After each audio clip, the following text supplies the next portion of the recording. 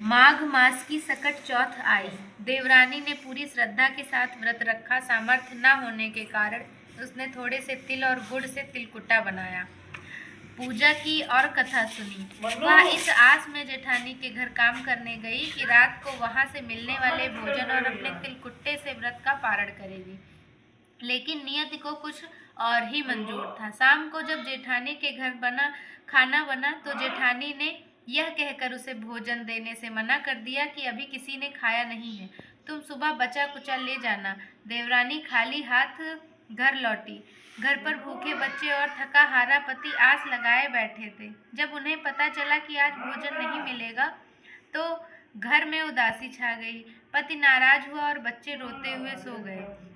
दुखी देवरानी गणेश जी को याद करते हुए केवल जल पीकर सो गई। आधी रात को सकट माता एक वृद्ध महिला का रूप धरकर उसके सपने में आई। माता ने भूख लगने की बात कही तो देवरानी ने बड़े भाव से पूजा का बचा हुआ तिलकुट अर्पित कर दिया। थोड़ी देर बाद सकट माता ने देवरानी से शौच के लिए स्थान पूछा। देवरानी ने माता से कहा कि वे जहाँ उचित समझे वहीं बैठ जाए। सकट माता ने पूरे घर में करने का स्थान पूछा तो देवरानी ने अपने साड़ी का आंचल ही आगे कर दिया। अगली सुबह जब देवरानी की आंख खुली तो वह दंग रह गई। उसकी टूटी झोपड़ी अब सोने चांदी और कीमती हीरो के महल में बदल चुकी थी और कोना कोना हीरे मोतियों से चमक रहा था। जब देवरानी काम पर नहीं गई तो जेठानी खुद उसके घर पहुंची। वहां का वैभव देख वह ईर्ष्या से भर गई। देवरानी ने पूरी घटना सुना दी।